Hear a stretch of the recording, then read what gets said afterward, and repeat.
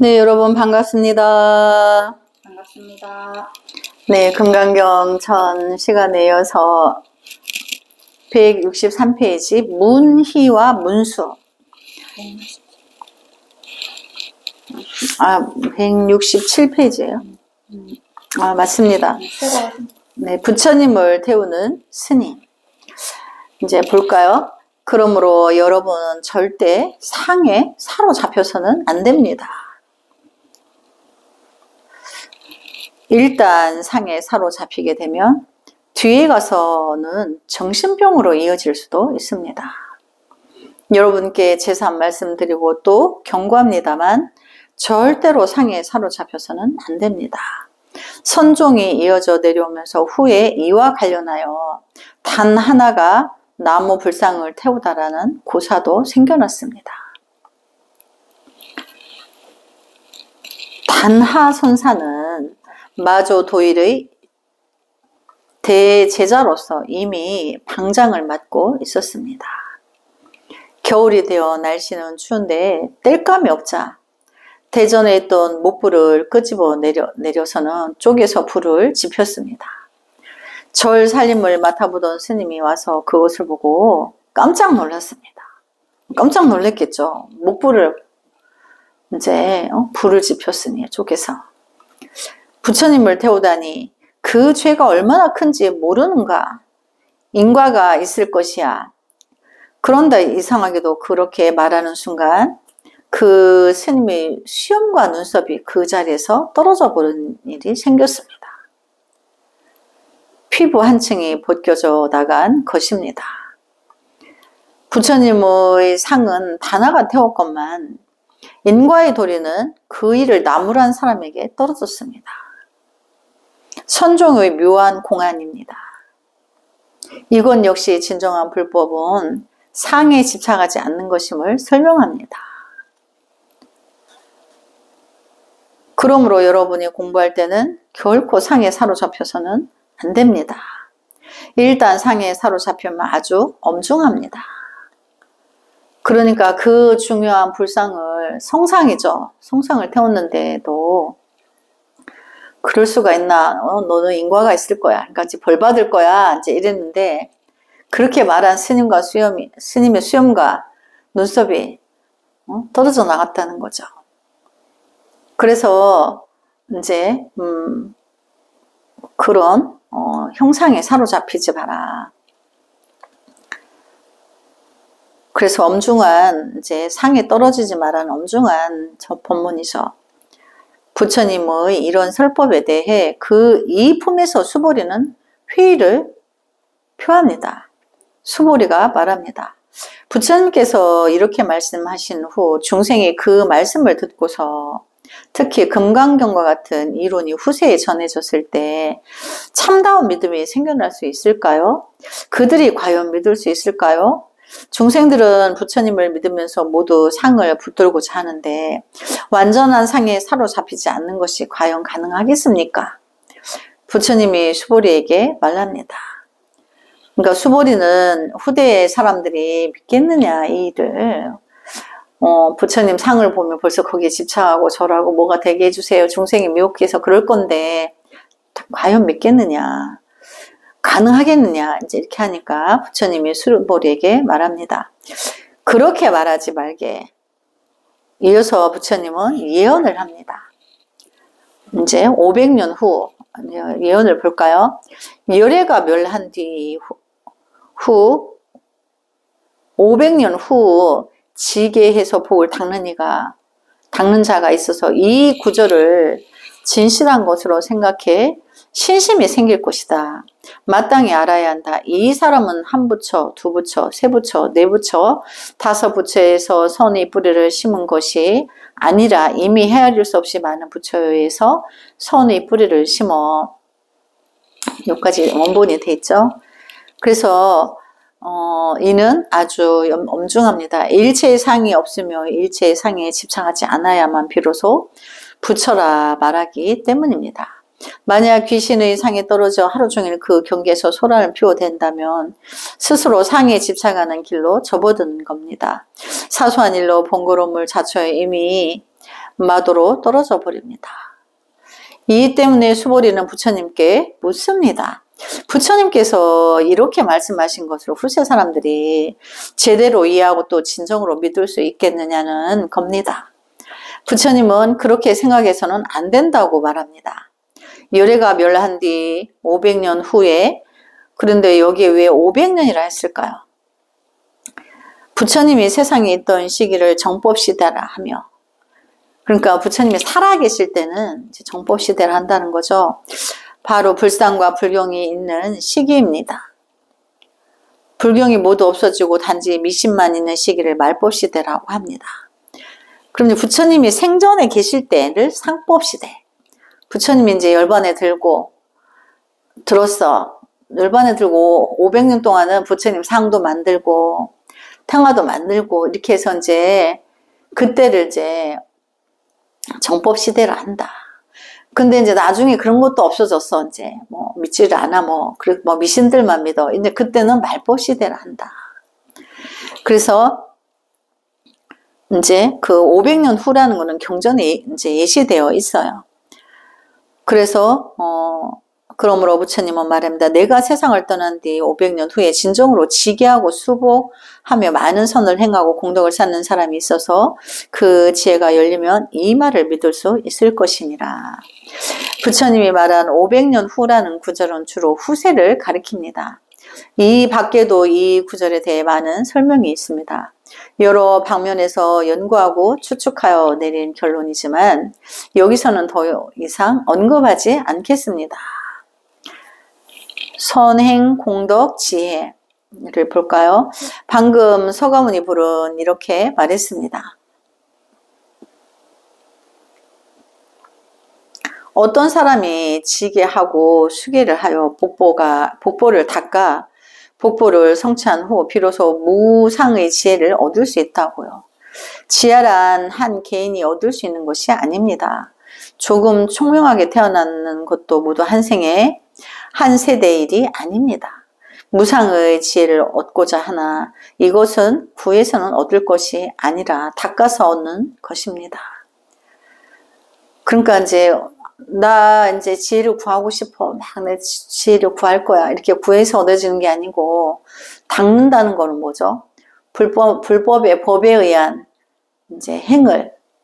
그럼 우리가 뭐 육바라밀이 있고 보시행이 있고 있죠. 이런 행을 통해서 내가 그걸 닦는다고 하는데 그 닦아서 얻어진 이제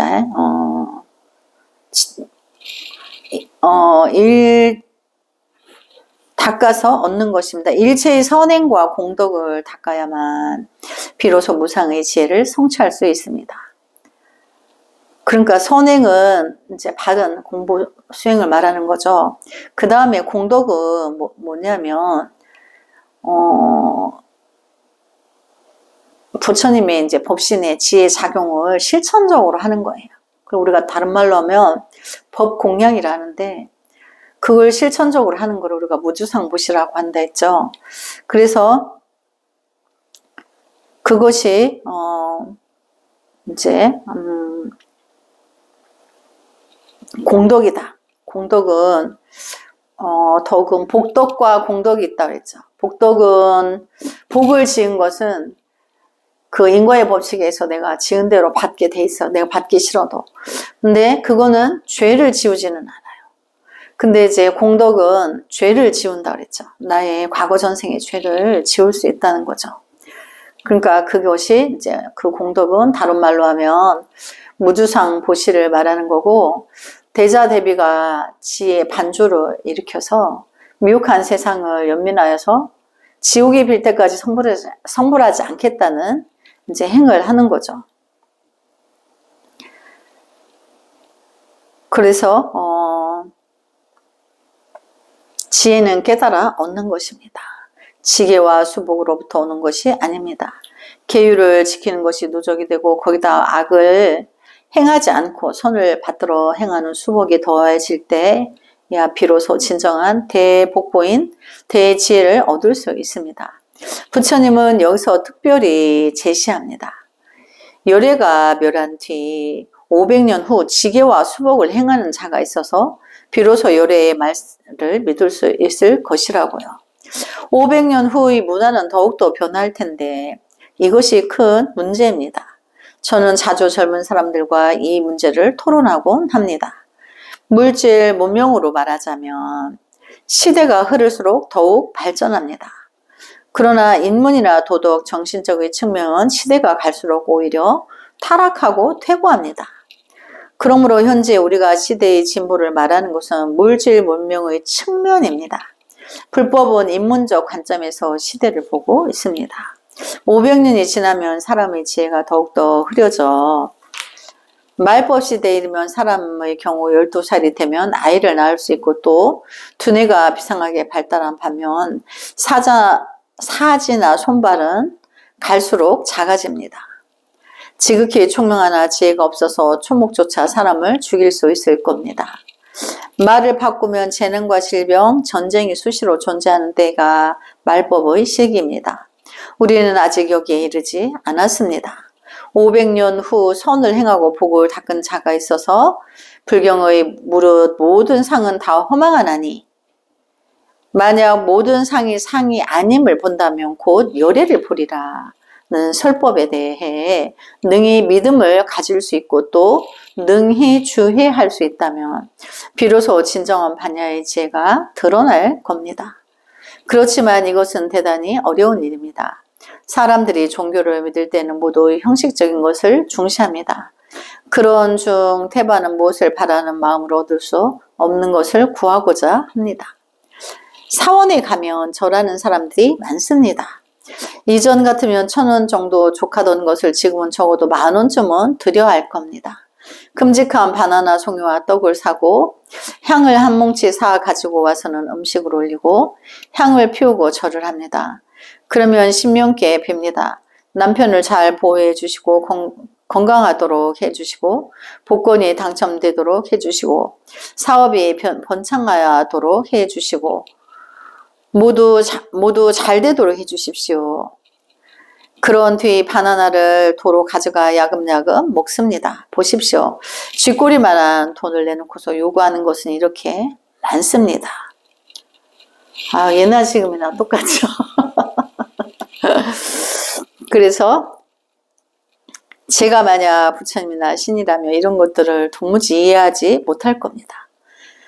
이 친구 문제 많은 친구는 겨우 돈 몇 푼 내놓고 일체를 모두 원만하게 해달라고 그렇게 안 되면 이 보살들어 영험하지 못하다고 할 테지 보살 노릇도 못해 먹을 것이군.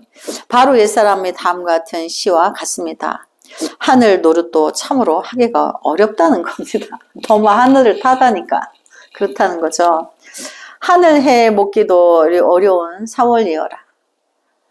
누에는 온기를 보리는 냉기를 바라고 길손은 맑기를 농부는 비오기를 바라며 뽕잎 따는 아가씨는 흐리길 바라도다. 그러니까 각자 바라는 게 달라. 어디는 비가 오게 해달라고 어디는 비가 좀 안 오게 해달라고. 어머니가 자식을 뒀는데 한 딸은 숫장사한테 시집을 보내고 한 딸은 소금장수에게 보냈는데 이제 서로가 다른 소원이 한 딸은 비 오기를 바라고 한 딸은 해가 맑기를 바라고 이제 그거 똑같죠. 그리고 중생세계는 이제 고르지 못하다는 거죠. 하느님은 결국 어떻게 해야 할까요? 사람도 하늘과 마찬가지로 어렵습니다. 보살이라면 더더욱 어려울 겁니다. 두 사람이 소송을 벌이는데 둘 다 향을 피워놓고 도와달라 빕니다. 소송에서 이길 수 있게 해달라는 겁니다. 그럼 어떻게 해야 돼요? 두 사람이 서로 소송을 걸었는데 같이 향을 피우고 하느님께 빈단 말이에요. 이기게 해달라고. 보살은 결국 어느 쪽을 도와야 할까요? 보살이 어느 쪽에 바나나가 더 많은지 어느 쪽 돼지머리가 더 큰지를 보고 결정하겠습니까? 이런 것들은 모두 종교의식을 위한 것일 뿐입니다. 심리학적 측면에서 본다면 참으로 웃기는 이야기입니다. 우리는 자주 사람들이 종교의식에 대해 말하는 것을 듣습니다. 그들의 견해를 요약하면 이치로는 따질 수 없다는 겁니다. 말로 설명할 도리가 없다는 겁니다. 그러니 어쩌겠습니까? 그렇지요, 그렇지요 할 수밖에요. 이런 식입니다. 여기에 대해서는 다시 천천히 이야기하도록 합시다. 장래에 다시 이야기하지요. 아마도 3대곱 이후에나 다시 이야기하게 될지 모릅니다. 지금은 들어봐야 이해가 안 될 테니 3대급 이후에나 다시 말해보자는 겁니다. 지금 부처님은 이 진리를 말합니다. 아주 평범하지만 믿기 어렵습니다. 부처님은 말합니다. 후세에 어떤 사람이 있어서 이 평범한 치를 대도라 생각해 그것을 믿는다는 것입니다. 그러기 위해서는 대복보가 있어야 비로소 가능하다는 것입니다. 그러니까 믿기 어려운 거를 누군가는 믿는데 그 사람은 대복을 닦았다는 거죠. 그 복을, 복보를 받기 위한 그 전에 행위가 있었다는 거죠. 그래서 비로소 가능하다는 것입니다. 이 복보란 세간의 흉복이 아닙니다.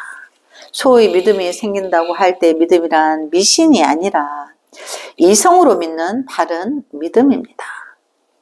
그러니까 철저히 내가 이제 냉정하게 판단 지어서 이제 냉철히 생각해서 판단해서 그 믿음을 낸다는 거죠. 그냥 미신처럼 믿는 게 아니고 이것을 실제의 진리라 생각한다는 겁니다. 부처님은 말합니다.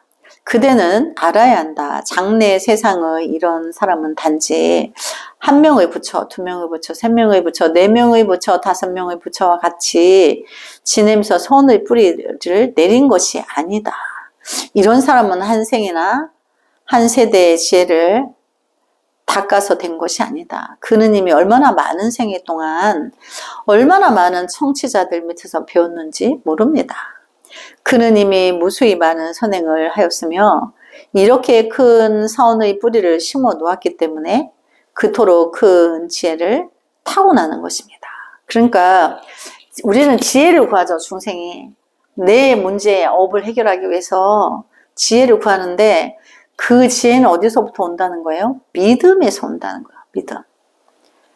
뭐든지 이제 그 수보리가 물었죠. 그들이 믿겠느냐. 그러니까 부처님은 후 500세 내가 열반하고 후 500세 후에 누군가가 이거를 믿는 자는 한 번, 네 번 부처님께 공양을 한 게 아니고 그 이전에 수없이 부처님께 공양을 올렸던 부처님의 제자다.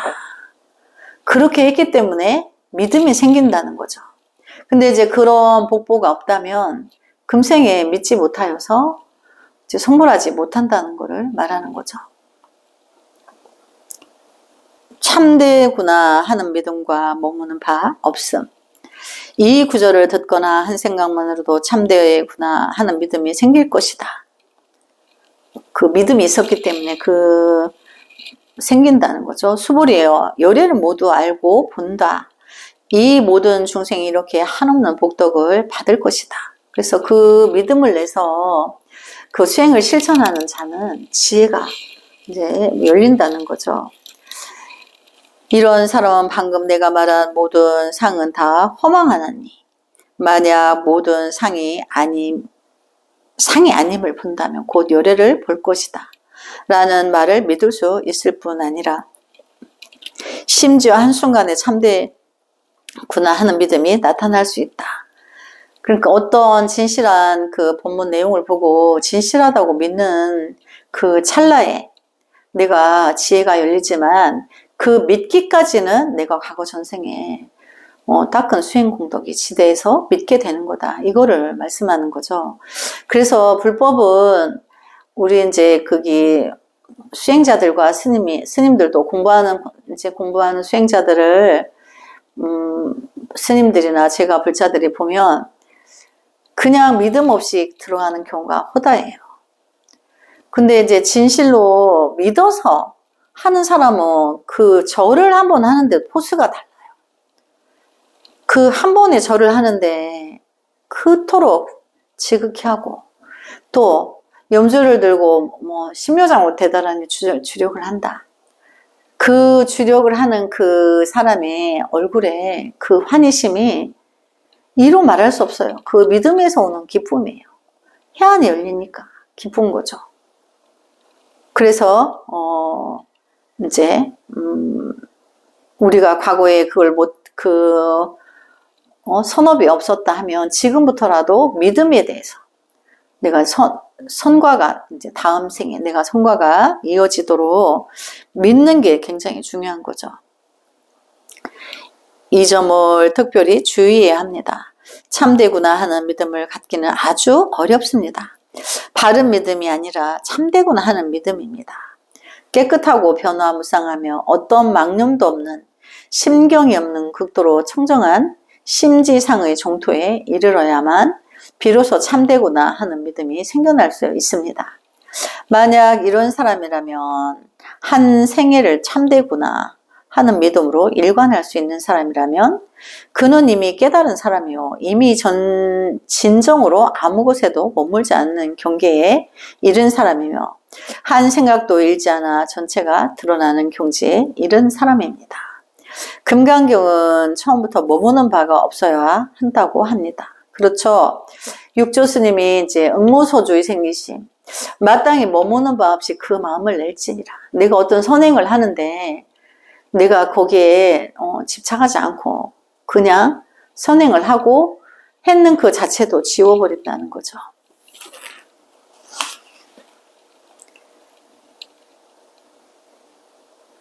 머무름이 없는 것이 바로 한 생각도 잃지 않아 전체가 드러나는 경지로서 여기에 이르러야만 비로소 참되구나 하는 믿음이 생겨날 수 있습니다.